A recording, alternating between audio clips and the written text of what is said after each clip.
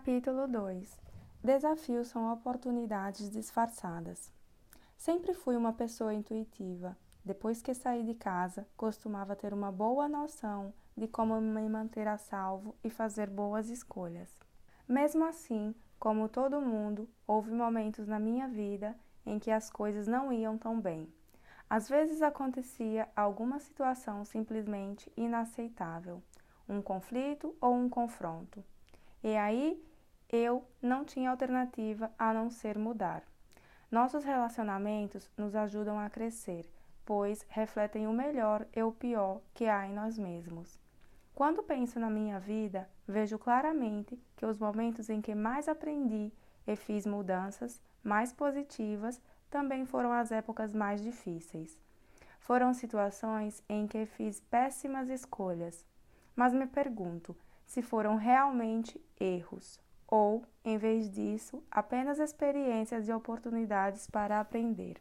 Hoje estou convencida de que cada desafio que enfrentei na vida acabou se revelando, no fim, uma oportunidade disfarçada, que, com o tempo, me levou a um lugar melhor, me tornando mais consciente e também mais forte.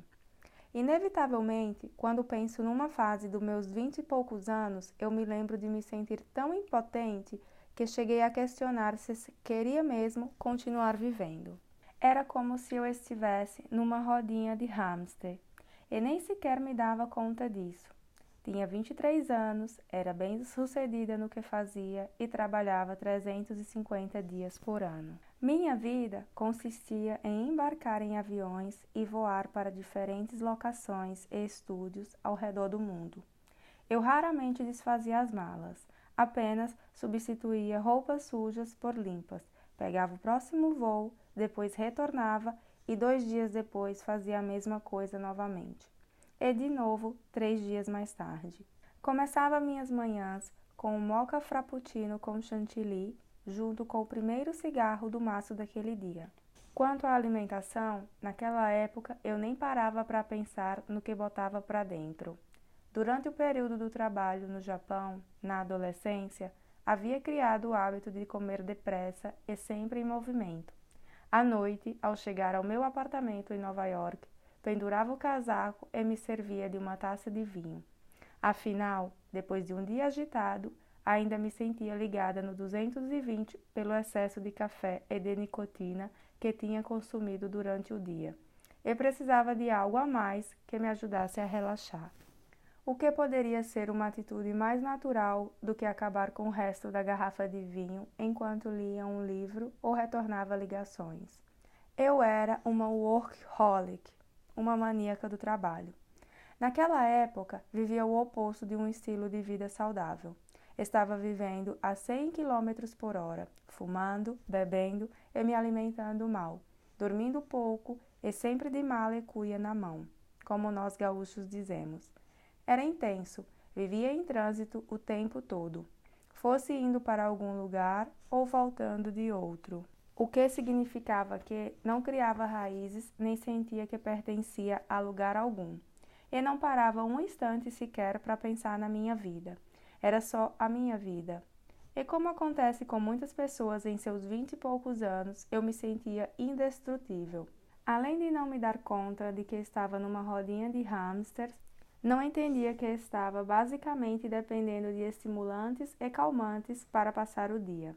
Café para me acordar de manhã, cigarros para dar pausas nas longas horas de trabalho e criar um espaço para mim, sem ninguém.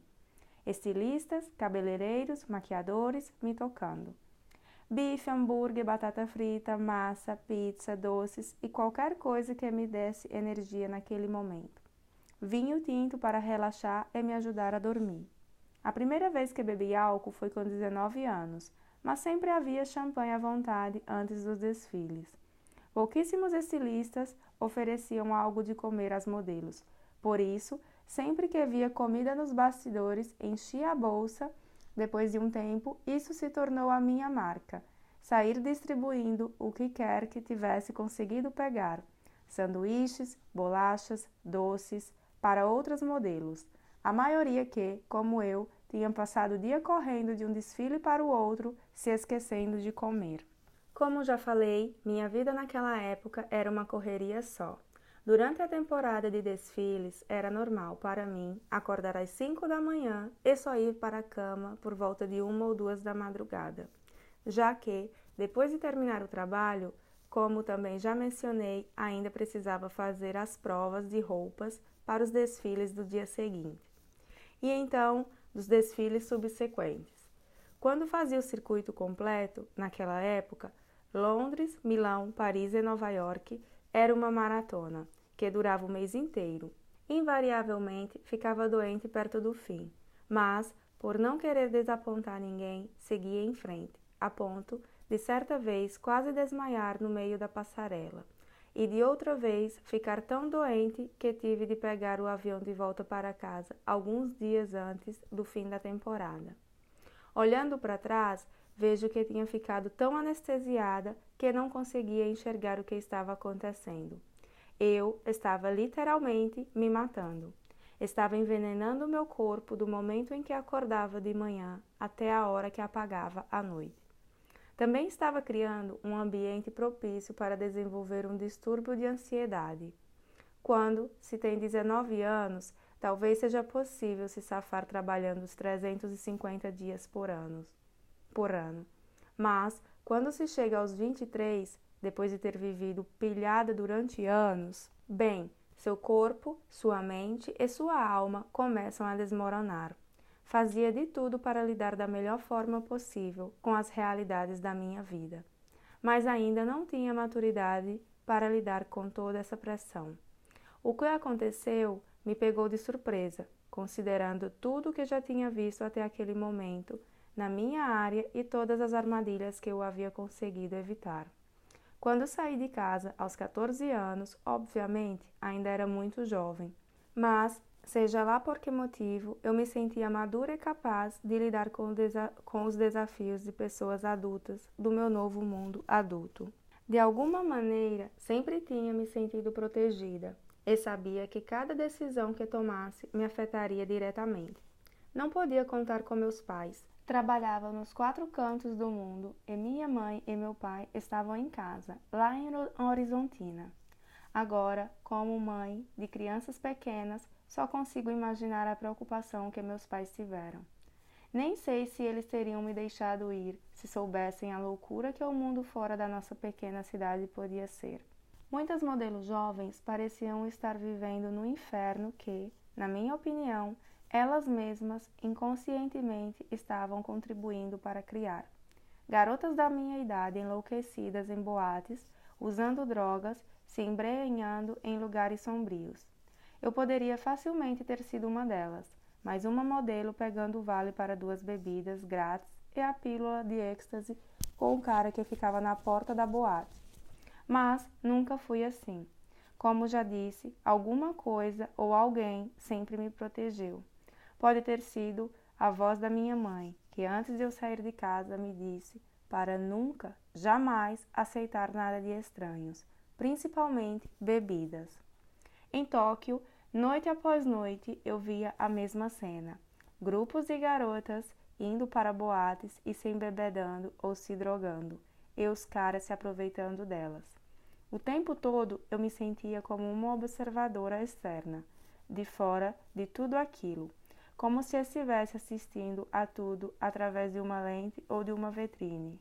Às vezes, andando até a estação de metrô a caminho do trabalho, cedinho, passando por bandos de passarinho preto ciscando lixo nas calçadas, via garotas voltando das boates, parecendo desorientadas.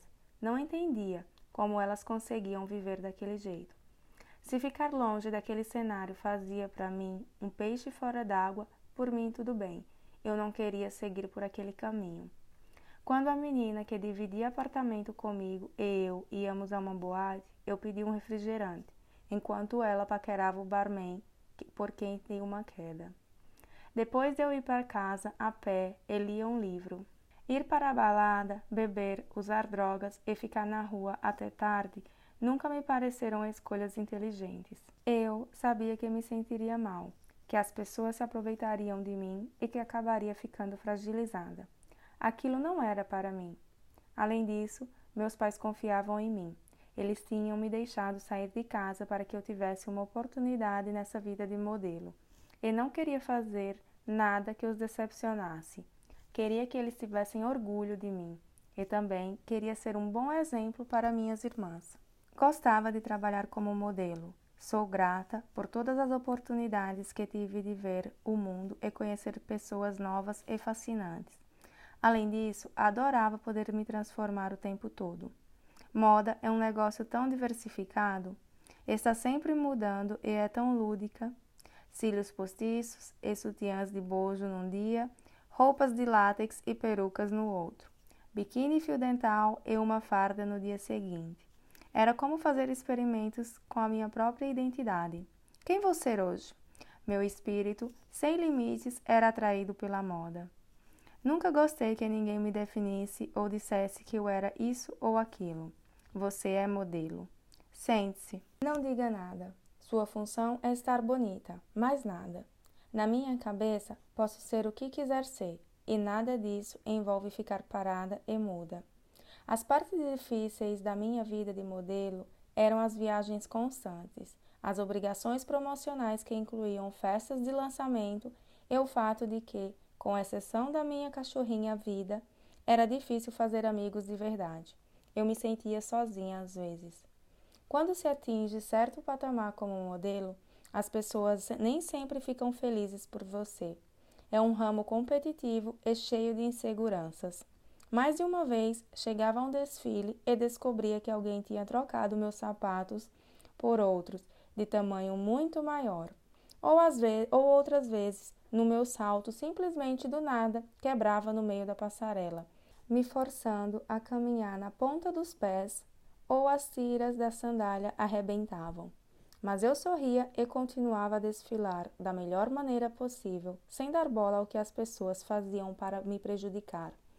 O salto que as modelos usam nas passarelas ou durante as sessões de fotos podiam ter de 15 a 20 centímetros, e andar com eles é um verdadeiro desafio.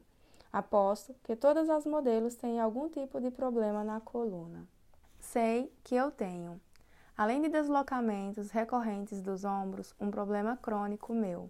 Tenho escoliose e problemas sérios nos joelhos, que pioraram por causa das horas que passei, não só caminhando de uma ponta para a outra da passarela, fazendo o melhor que podia para manter o equilíbrio em saltos absurdamente altos, mas também por contorcer o corpo durante as intermináveis sessões de fotos, mal conseguindo respirar enquanto mantinha uma posição esquisita após a outra, tentando parecer natural. Simplesmente não é normal passar 10 horas ou mais seguidas, dia após dia, sobre saltos tão altos e, menos ainda, pular com eles, porque eu estava sempre pulando durante as sessões de fotos. Alguns fotógrafos brincavam comigo e me chamavam de Sports Spies. O motivo era simples, eu tinha muitas ressalvas quanto à minha aparência. Não me achava nem um pouco bonita. A única coisa que sentia que podia fazer, a única coisa que me dava confiança era me movimentar. Se ficasse em movimento numa foto, em plena atividade e criando algum tipo de movimentação ou de energia, teria mais ferramentas para preencher as lacunas da história que o fotógrafo pretendia contar. Mas, na verdade, também era um meio de desviar a atenção do meu rosto. Não percebi o preço que estava pagando por tudo isso até que meus ataques de pânico começaram. O primeiro aconteceu em 2003 e eles se repetiram por 9 meses. Tudo começou durante uma viagem num avião pequeno e apertado de 6 lugares, incluindo os 2 pilotos. Eu estava voando com meus amigos para Costa Rica. O tempo estava instável naquele dia, e quando o avião levantou voo, começou a balançar e sacudir como uma folha ao vento. Vou morrer, disse para mim mesma. Viajava de avião o tempo todo e não via nada demais nisso. Só que, de repente, fiquei totalmente consciente de que não tinha nenhum controle sobre aquela situação.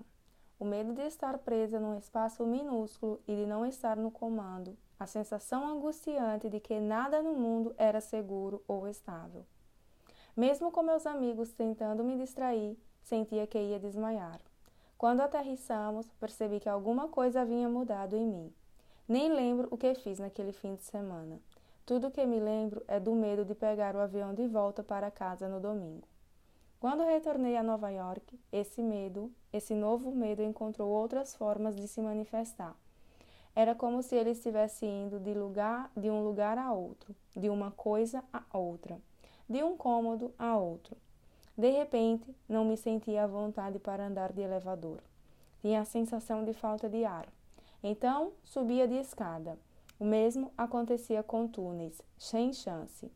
Tinha recomeçado a viajar a trabalho, mas já não queria entrar nos hotéis onde ia ficar hospedada.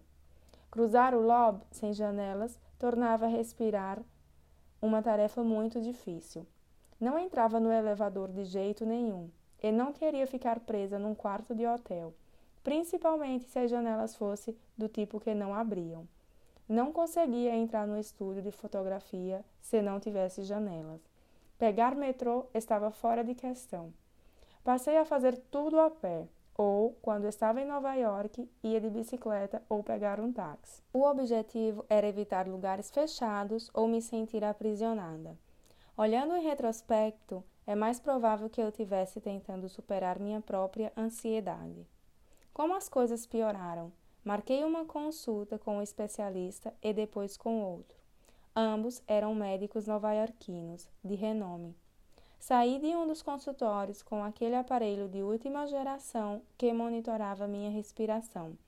Fui instruída a levá-lo comigo sempre que viajasse de avião, enfiando o dedo nele e inspirando e expirando, enquanto uma linha ondulada subia e descia numa tela.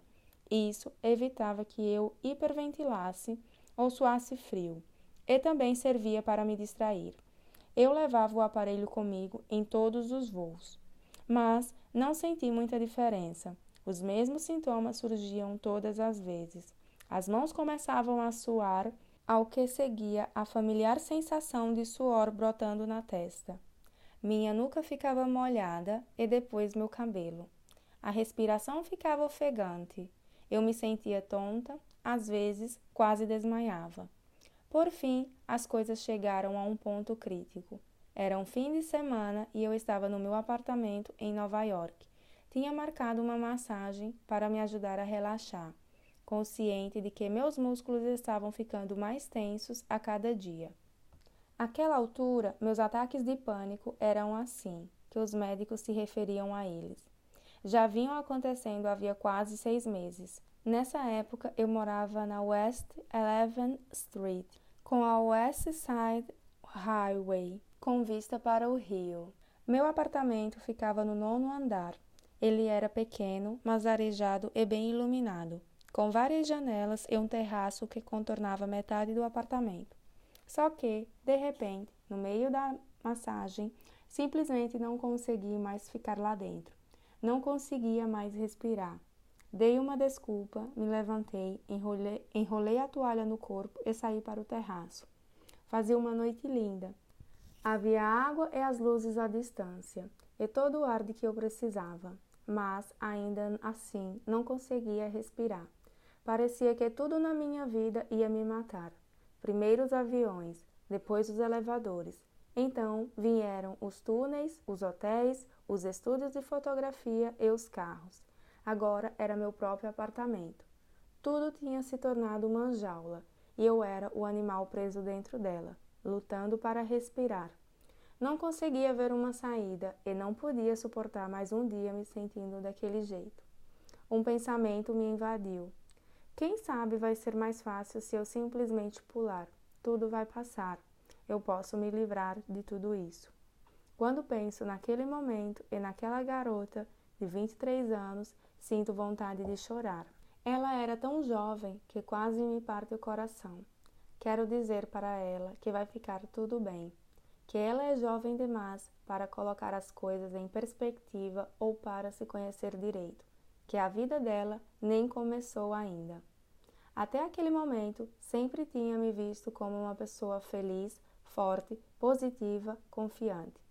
Não nasci tendo ataques de pânico. Eu me sentia grata de verdade por cada bênção na minha vida. Por fora, parecia que eu tinha tudo.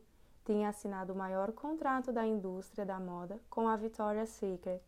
Tinha pais e irmãs maravilhosos. Amava meu namorado, tinha bons amigos em Nova York que eram como uma família. Mas, naquele momento, a única resposta possível parecia ser pular. É apavorante ver como, de repente, o desespero pode tomar conta do cérebro e se apropriar dele. Assim, sem mais nem menos. Não sei como consegui voltar para dentro do apartamento. A ideia de pular foi substituída por outro pensamento, um pouco estremecido, mas firme. Ok, Gise, chega. Agora escute. Ouça a si mesma. Sabendo que estava com um problema muito maior agora, fui ao médico do primeiro horário do dia seguinte e contei o que tinha acontecido. Depois de me questionar para ter certeza de que eu não estava mais pensando em suicídio, a solução dele foi me receitar um medicamento tranquilizante para a ansiedade. Ele me deu um comprimido de amostra para ajudar a me acalmar e uma receita para que eu fosse à farmácia e comprasse uma caixa do remédio. Eu me lembro de olhar fixamente para o comprimido na mão dele.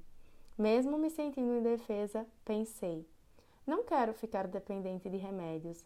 Não quero depender de nada que esteja fora de mim mesma. Só de pensar naquilo, fiquei mais ansiosa. E se eu perder o comprimido? Como fica?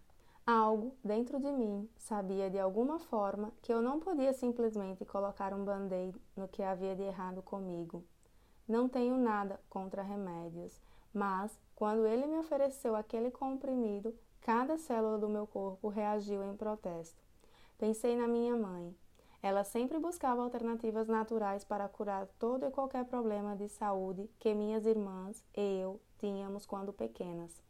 Ela preparava chás para nossas dores de garganta e resfriados e colocava panos úmidos na nossa testa e no nosso pescoço quando alguma de nós tínhamos febre. E os métodos dela sempre deram certo. Então, que tipo de chá eu poderia preparar para isso? Eu tinha visto pessoas que começaram com apenas um comprimido e, com o tempo, passaram a tomar muitos outros. Estava com medo e não queria seguir por aquele caminho. Sabia que tinha de haver outro jeito. Eu tinha que descobrir qual era, já que, no fim das contas, sempre fui o tipo de pessoa que queria vencer os meus medos. Precisava tomar uma decisão, mas também estava claro que não podia continuar sofrendo de ansiedade o tempo todo. De alguma forma, embora não soubesse como, eu sabia que tinha de encontrar outro jeito. Quando saí do consultório, joguei o remédio no lixo. Algumas coisas que você simplesmente sabe que são verdade para você. Ou seu corpo fala. Não sei como, o corpo sabe dessas coisas, mas ele sabe. Digo isso por mim mesma. Reconheço que somos todos diferentes, com necessidades diferentes. No meu caso, sabia que precisava confiar na minha intuição e lidar com a minha ansiedade do jeito que me deixava mais confortável. Sigo ouvindo minha voz interior e sempre incentivo as pessoas a ouvirem a própria. Então rezei. Rezei pedindo clareza e orientação sobre o que deveria fazer. Pedi que me fosse mostrado o caminho. Fiz o que sempre faço quando rezo. Pergunto a mesma coisa várias vezes até surgir uma resposta. Naquela noite recebi a resposta: yoga. Naquele momento eu não estava em busca de uma coisa específica. Ainda não sabia como iria sair dessa. Como disse, tudo o que pedi foi que me fosse mostrado o caminho. Yoga. E de onde veio isso? Eu não sabia explicar. Até hoje não sei. Eu tinha algum conhecimento de yoga. Anos antes, tinha lido o livro Autobiografia de um Yogi, de Yogananda. Então, yoga não era um conceito estranho para mim. É preciso ter em mente que isso foi antes de a prática se tornar tão popular quanto é hoje. Ainda assim, eu não possuía ligação alguma com aquele mundo. Como aquilo poderia me ajudar? Provavelmente devo ter associado yoga com paz, tranquilidade ou equilíbrio, algo assim. Então, na manhã seguinte, comecei a procurar um instrutor. Também acessei a internet e comecei a ler tudo o que podia sobre yoga. Não apenas sobre as posturas, mas também sobre a filosofia por trás dela. Descobri que yoga era muito mais do que movimentos físicos. É uma filosofia, uma disciplina espiritual focada em ajudar a pessoa a se conhecer melhor. A palavra yoga vem do sânscrito yuj, que significa atrelar ou unir. Talvez ela pudesse me ajudar a unir meu corpo à minha mente. Talvez pudesse me ajudar com os ataques de pânico. Li mais sobre as técnicas de respiração, principalmente o pranayama, e sobre meditação. Naquela época, meditação, assim como yoga, era apenas uma palavra popular. Nunca tinha meditado na vida. Quem tinha tempo? Era ocupada demais. Mesmo se eu tivesse tempo, por que me dar ao trabalho? Quando conheci Amy, que se tornou minha instrutora, senti que ela emanava uma forte aura de serenidade e confiança, assim que entrou no meu apartamento. Primeiro, nós mudamos alguns móveis de lugar, e então ela se sentou no chão, sobre um tapete de yoga. Eu disse a Amy que estava tendo falta de ar e que tinha medo de entrar no elevador do meu próprio prédio. Por isso, subia 9 andares de escada e que estava com muito medo de morrer. Amy começou a me falar da respiração pranayama. Ela pediu que eu pressionasse a ponta de um dedo no meio da testa e usasse o polegar para fechar a narina direita. Inspire, disse ela. Agora, expire pela narina esquerda. Faça o mesmo com a narina esquerda. Inspire. Agora, expire pela direita. Ela explicou que o objetivo de respirar alternando as narinas, como se sabe, é equilibrar os lados esquerdo e direito do cérebro, o que ajuda a relaxar e a deixar a pessoa mais centrada. Então, me mostrou algumas posturas de yoga. Mesmo depois de um único encontro com Amy, pude notar alguma diferença. Já não me sentia tão tensa quanto antes. Não foi uma cura milagrosa, ainda estava muito mal e tinha um longo caminho pela frente. Mas Amy e eu marcamos um encontro na manhã seguinte, e depois, na próxima e na outra então. Não posso atribuir a yoga todo o crédito das mudanças que aconteceram na minha vida, mas ela me ajudou muito, e ainda hoje é fundamental na minha vida. Como disse anteriormente, sempre gostei de mergulhar fundo nos assuntos que me interessam. E quanto mais aprendia sobre yoga, mais a respiração pranayama parecia ser importante para minha cura. Prana é a força vital do universo. É o que distingue os vivos dos mortos. Pode ser encontrada em alimentos de boa qualidade, na respiração correta e no pensamento positivo. A respiração pranayama significa simplesmente usar a força vital do universo por meio da respiração, o que com o tempo ajuda a trazer equilíbrio e harmonia ao corpo, à mente e ao espírito, ou pelo menos esse é o objetivo. Muitas pessoas no Ocidente pensam na yoga como algo físico, uma forma de exercício baseada em asanas e posturas. Na verdade, todo o propósito por trás da prática de asanas é alongar e abrir o corpo para prepará-lo para a meditação. Com Amy como professora, comecei a treinar a Hatha Yoga, a prática de posturas físicas. Embora ao longo dos anos também tenha experimentado Ashtanga, Kundalini e outros tipos de yoga. Adoro elas também, mas sempre volto para a Hatha Yoga, porque foi onde comecei. E é tão serena que consigo entrar em estado de meditação enquanto pratico. Além disso, uma prática suave funciona melhor para mim, já que faço tudo mais na minha vida com intensidade. Mas estou botando a carroça na frente dos bois. Com Amy me guiando, comecei a fazer respiração, alternando as narinas todas as manhãs ao nascer do sol. Com o tempo ficou mais fácil. A meditação ajuda a cultivar a sensação de estar presente no momento. O presente é uma dádiva e, para mim, sentir essa presença era o presente mais maravilhoso que poderia ter recebido. Às vezes, as pessoas me perguntam que papel a yoga desempenha na minha vida hoje. A resposta simples é: para mim, a yoga, como a meditação, me ajuda a permanecer presente. É como estar constantemente no papel de observadora de mim mesma, atenta a cada sentimento. Quando desembarco de um voo longo, posso fazer algumas posturas simples de saudação ao sol ou uma sequência para a abertura dos quadris. Quando estou na Costa Rica e tenho a manhã livre, gosto de fazer yoga com minha amiga Cris. Simplesmente adoro a troca de energia que acontece quando se pratica junto com alguém. Quando estou no carro e outra pessoa está dirigindo, faço a respiração pranayama no banco de trás a caminho do estúdio fotográfico. Ou ouço os cantos de cantores devocionais como Snatan Kaur ou Krishna Das, que ouvi durante a gravidez e parto dos meus filhos. A yoga pode ser útil de muitas maneiras, seja envolvendo música, mantras, respiração, posturas ou meditação. É uma prática espiritual linda e poderosa. A yoga me desenvolveu a vida. Ela também me motivou a começar a olhar para dentro. Pela primeira vez, decidi observar atentamente minha vida, examinar o que realmente estava acontecendo comigo e que papel eu estava desempenhando. Como tinha chegado àquele ponto? Porque, com tantas coisas boas acontecendo em minha vida, pelo menos superficialmente, havia tantas outras dando errado. Ao longo dos anos, passei a acreditar na importância das atitudes positivas. Acredito que a qualidade da nossa vida está diretamente ligada às nossas atitudes. Quando minhas crises de ansiedade começaram, quem me conhecia ficou com pena de mim.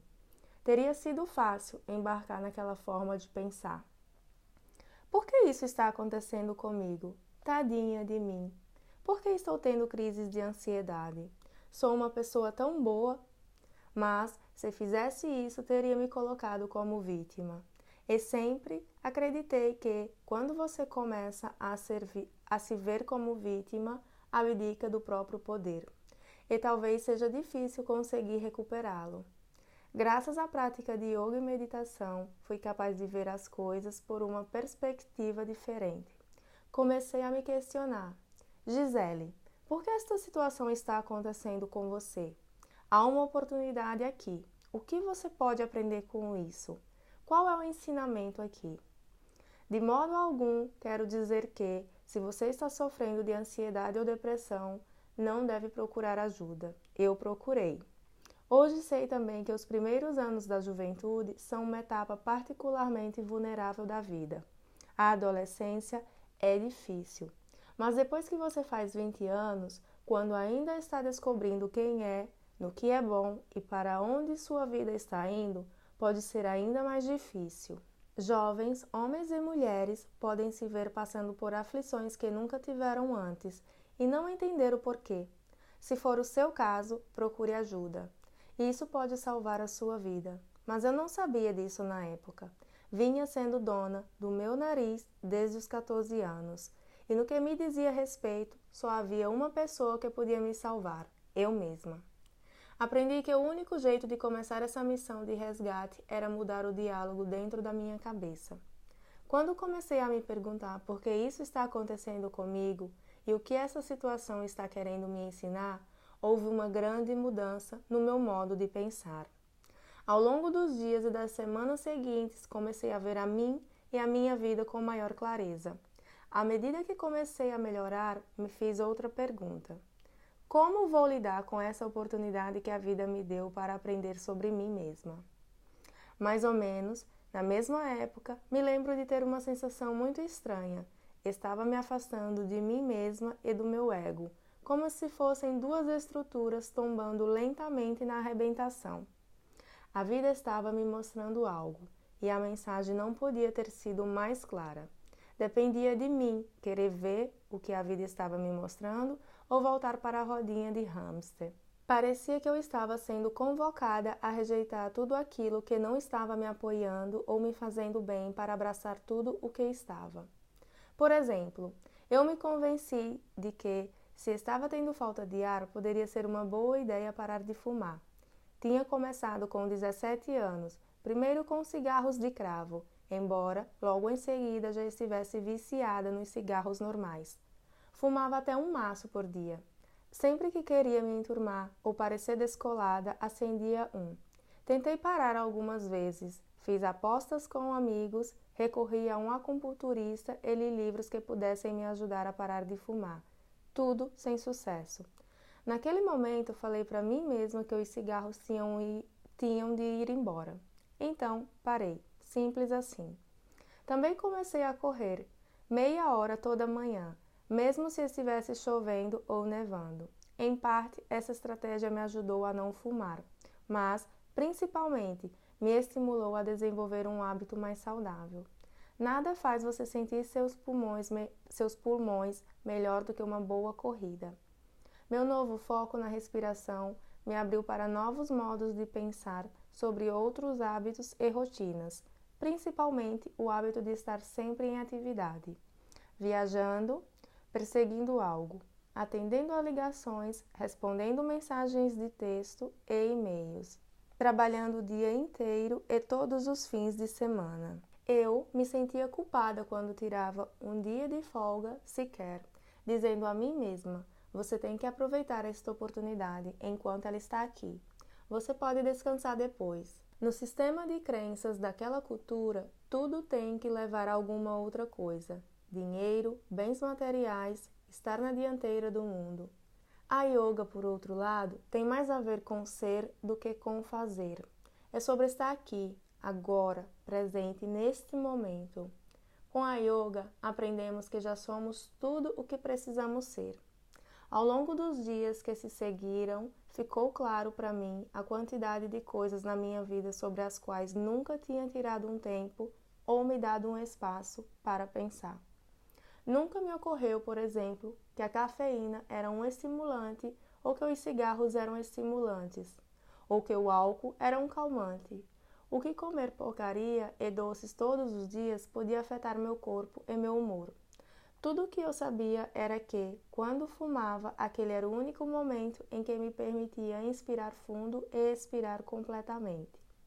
Eu me lembrei de todas as vezes que eu estive em festas e me sentindo sufocada, irritada ou inquieta, descia ou saía para fumar. Fosse qual fosse o motivo, dizia para mim mesma que eu precisava de uma pausa para respirar. Era verdade, eu realmente precisava de uma pausa para respirar. Era tudo o que me faltava, respirar.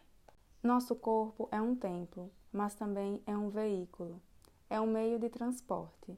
Não é muito diferente de um carro ou de uma bicicleta. Só há um passageiro nele, a alma, e isso é você. Sou eu. E, aos 23 anos, o veículo, meu corpo, que continha minha alma, eu, estava entrando em colapso. Como a pessoa responsável por criar aquele colapso, também era a única que podia desfazê-lo. É fácil falar agora, olhando para trás, mas, se você não cuidar do seu corpo enquanto ainda é jovem, garanto que vai pagar o preço algum dia. Se não, nos primeiros anos da juventude, como aconteceu comigo. Então, depois dos 40 ou 50. As mudanças que comecei a fazer na minha vida surgiram quando passei a ouvir atentamente a minha voz interior e a confiar em mim mesma que haveria outras alternativas. Quando comecei a praticar a respiração pranayama, senti como se estivesse entrando num espaço novo. Uma vez dentro daquele espaço, reparei que havia outros espaços que também precisavam da minha atenção. Por exemplo, o modo como eu me alimentava. Não fui criada para seguir uma alimentação das mais saudáveis. Afinal de contas, cresci numa cidade pequena e minhas irmãs e eu comíamos o que todos os outros comiam: arroz e feijão, com algum tipo de carne ou legumes. Eu gostava de beliscar as batatas fritas de saquinho vendidas no mercado, e minha mãe nos deixava beber refrigerante nos fins de semana. Eu devorava sucrilhos com leite depois do treino de vôlei. Quando parei de fumar, conheci o Dr. Dominique, que me disse de minhas glândulas suprarrenais estavam totalmente esgotadas. Sempre que ia ao consultório dele, na verdade, ele me chamava de Miss Adrenalina. A teoria dele era que meus altos níveis de estresse tinham levado minhas glândulas adrenais a produzir muito ou pouco cortisol, o hormônio do estresse. Ele foi muito enfático ao dizer que minha alimentação estava me prejudicando e me aconselhou a cortar completamente o açúcar pelos 3 meses seguintes. Não só o açúcar do vinho que eu bebia todas as noites, mas das frutas e dos carboidratos que meu corpo metabolizava em açúcar depois de eu comer arroz, massa ou pão. Apesar de sempre ter amado chocolate e o meu mocha frappuccino com chantilly matinal, eu era disciplinada e estava assustada, o suficiente para fazer o que ele havia mandado. Cortar o açúcar foi extremamente difícil. Nas primeiras 2 semanas tive dores de cabeça fortíssimas, mas se era pela falta do açúcar ou de cafeína, ou uma combinação das duas coisas, não tenho como saber. Quando as dores de cabeça passaram, toda a minha relação com o que eu comia se transformou. Comecei a me questionar. A comida que ingeria estava me enfraquecendo ou me nutrindo? Estava me tirando ou dando energia? Depois que comecei a mudar minha alimentação, foi impossível voltar atrás. Eliminei frituras e fast food. Comecei a comer mais legumes e verduras e também passei a experimentar alimentos crus. Em vez de comer carne 2 vezes por dia, mudei para 2 vezes por semana. Não demorou muito para sentir a diferença nos meus níveis de energia e, o mais importante, no meu humor. Vou falar mais sobre isso no capítulo 7.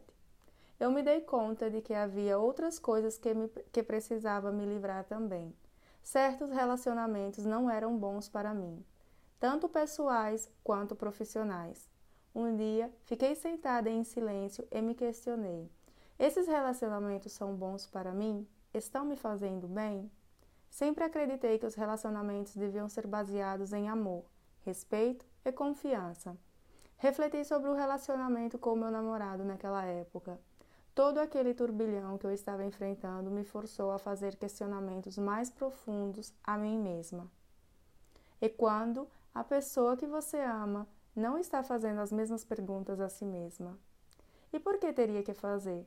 Você começa a se questionar quanto vocês têm em comum. Como não me anestesiava mais com cigarro, álcool e excesso de trabalho, ficava mais e mais consciente das coisas que havia escolhido ignorar. Será que eu estava sozinha, querendo fazer reflexões mais profundas enquanto ele continuava o mesmo? No fim das contas, infelizmente, a resposta foi sim. Sem falar que eu estava dedicando quase toda a minha energia a mudar minha própria vida. Não foi culpa minha, nem dele. Estávamos apenas em estágios muito diferentes das nossas vidas. Um amigo muito sábio certa vez me disse algo que nunca mais esqueci. Gisele, você tem que dar às pessoas a dignidade de passar pelo processo delas. Penso muito nessas palavras. Ao mesmo tempo, era escolha minha manter ou não alguém na minha vida. A decisão que tomei não significou que não amasse mais aquela pessoa. Significou apenas que eu precisava me amar primeiro e me cercar só das coisas que iriam me fazer bem e das pessoas em que me podia confiar. 2 ou 3 semanas após iniciar essa minha nova rotina, passei a me sentir mais calma e mais centrada, mais no controle das coisas. Minha mente não estava mais a 1000 por hora. Um mês depois, parei em frente ao elevador do meu prédio. Vou entrar nessa coisa, disse a mim mesma. E entrei. Minhas mãos não suaram frio. Não fiquei contando os segundos até chegar ao 9º andar. Ainda precisava viajar a trabalho, mas não tinha mais que levar um aparelho comigo nos voos. Em vez disso, pensava, estou num avião. Durante o voo, vou ler um livro ou talvez assistir a um filme. Ainda estava trabalhando, mas basicamente em contratos que precisava cumprir. Tinha dito à minha agente que precisava desacelerar de verdade. As pessoas podiam ficar chateadas ou não querer trabalhar mais comigo, mas falei a mim mesma que meu bem-estar era mais importante. Se eu não tivesse minha saúde ou minha sanidade, não teria uma carreira, ou pior ainda, uma vida. Após 3 meses daquela nova rotina, yoga e respiração pranayama, todas as manhãs, ao nascer do sol, meditação, exercícios, zero açúcar e uma alimentação saudável, os ataques de pânico desapareceram. Às vezes, você precisa atingir o fundo do poço para se dar conta do tamanho da queda. Um sinal de alerta às vezes se manifesta como um beliscão, outras vezes como um soco. Estamos sempre recebendo mensagens durante o dia e enquanto dormimos. Podemos ouvi-las e fazer algo a respeito, ou podemos ignorá-las.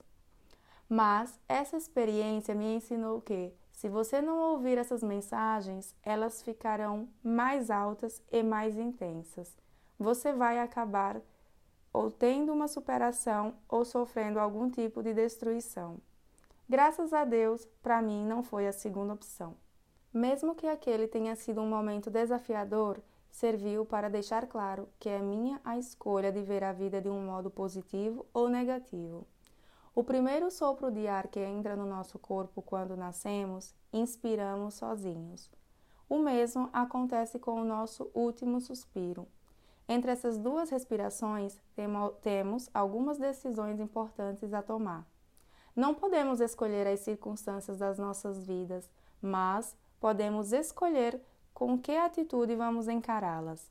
No fim da vida, queremos nos lembrar do nosso mau comportamento e das nossas péssimas atitudes? Dos momentos em que agimos com crueldade, inveja, medo ou quando dissemos algo cruel a alguém? Queremos passar pela vida sobrecarregados com o peso das pedras que carregamos nos bolsos? Desde que me entendo por gente, meu desejo sempre foi viver em harmonia, de forma tão leve e com tão poucos arrependimentos quanto possível. Vou dar um exemplo. Quando fico com raiva de alguém e não consigo deixar para lá, não tiro isso da cabeça. A raiva pode me consumir. Na verdade, ela vai me consumir. A única pessoa que pode se livrar dessa raiva sou eu mesma. Por quê? Porque fui eu a única responsável por criar aquela raiva, o que significa também sou a pessoa encarregada de se livrar dela. Primeiro, contudo, preciso aceitar o que estou sentindo e por quê. Preciso ser totalmente honesta comigo mesma. Existe aqui uma injustiça real que preciso resolver ou é algo sem importância que eu deveria deixar para lá? Alguém mais está sofrendo com isso ou a raiva está ferindo somente a mim? Apenas estando aberta a aprender, a aceitar e a ser honesta, eu posso ter esperança de mudar. Se não reconhecer minha raiva, acabo como o cachorro que fica trancado no porão e mostra os dentes sempre que a porta é aberta. É por isso que sempre que sinto o peso da raiva ou do medo, a primeira coisa que faço é aceitar meus sentimentos. Vejo esse sentimento como um visitante, só que está de passagem. Então, conscientemente me despeço dele, sabendo que fui eu quem permitiu sua visita, para começo de conversa. Não abro mão desses sentimentos por ser uma pessoa generosa. Abro mão porque, no fim das contas, é o melhor para mim. A única pessoa que vive dentro do meu cérebro, do meu corpo e da minha alma sou eu. Ninguém mais é responsável pelo que estou sentindo. Mas isso significa também que sou a única que pode resolver minhas turbulências emocionais. Na minha cabeça, não há nada pior do que chegar ao fim da vida e saber que você é responsável por ódio ou desavenças. Já ouvi dizer que nascemos com o rosto que Deus nos deu, mas acabamos com o rosto que merecemos. No fim da minha vida, a única coisa que vai importar para mim é se eu fui ou não uma boa pessoa, uma pessoa amorosa, uma adição a esta vida, não uma subtração. Alguém que viveu a vida em sua plenitude, que viveu sua verdade, que amou a vida e a terra, e teve um impacto positivo no mundo. Espero que meu próprio rosto um dia reflita todas essas intenções. Meu pai costumava me dizer que, no fim do dia, quando eu colocasse a cabeça no travesseiro, precisava ser capaz de conviver com cada escolha que havia feito, de modo a poder dormir tranquila a noite toda e acordar de manhã me sentindo bem comigo mesma. Quando penso em amor, sempre penso na minha família. Em 2003, enquanto realizava uma mudança após a outra na vida, minha família virou meu foco. Vivendo entre Nova York e Los Angeles e viajando o tempo todo. Me dei conta do quanto tive saudade dos meus pais e das minhas irmãs. Como ter ficado na rodinha de hamster não tinha apenas me desconectado de mim mesma, mas tinha me desconectado deles. Quando você passa por uma crise ou por um período de insegurança, quer ficar perto das pessoas cujo amor e apoio são constantes. Minha família é meu porto seguro, meu refúgio. Nenhuma família é perfeita, mas acredito que a minha está sempre pronta para me defender. Quando eu estou perto dos meus pais e das minhas irmãs, baixo totalmente a guarda. Eles me aceitam como sou, tanto a luz quanto as sombras, e faço o mesmo com eles. Falamos a mesma língua. Se minhas irmãs e eu estamos conversando e uma de nós começa a chorar, poucos segundos depois estamos todas chorando. Sempre. Se uma de nós pergunta: por que você está chorando? A resposta sempre é: estou chorando porque você está chorando. Foi por isso que, naquele mesmo ano, voltei para minha casa em Horizontina. Queria estar perto das pessoas que falavam a minha língua, principalmente porque não havia passado muito tempo com a minha família desde que tinha saído de casa para me lançar na carreira de modelo. Eu me senti com 14 anos de novo. Bebia os chás especiais da minha mãe, ajudava a lavar as roupas e a limpar a casa. À noite, ajudava a fazer pastéis na cozinha, exatamente como fazia quando era pequena. Passei o máximo de tempo possível com minhas 5 irmãs, e naquele ano chegamos até a passar o carnaval na Bahia juntas. Devagarinho, fui ficando mais forte, mais estável, mais feliz. Eu me sentia cada vez mais à vontade comigo mesma, à vontade com as pessoas que mais amava e que também me amavam. As pessoas não podem nem devem enfrentar tudo isso sozinhas. Pedir ajuda nunca é sinal de fracasso, e sim uma demonstração de força e de confiança, e de saber que sua vida vale a pena ser salva. Ao mesmo tempo, também estou convencida de que nenhum de nós aprende ou cresce nos momentos fáceis da vida. Se eu não tivesse tido ataques de pânico, nunca teria sentido necessidade de mudar. Nem fisicamente, nem mentalmente, nem espiritualmente. As dificuldades que chegaram tão perto de me matar me proporcionaram, no fim das contas, uma vida inteiramente nova. O período mais negativo que já havia vivenciado na vida se tornou o mais transformador e a maior das bênçãos. De muitas maneiras, aquela garota de 23 anos, de fato, morreu. Mas, quando ela reviveu, estava muito mais feliz, mais consciente e muito mais saudável. Ela tinha aprendido sobre o sofrimento e sobre os muitos presentes que ele pode trazer. Também havia descoberto que nos momentos mais sombrios das nossas vidas podem ser os nossos melhores professores.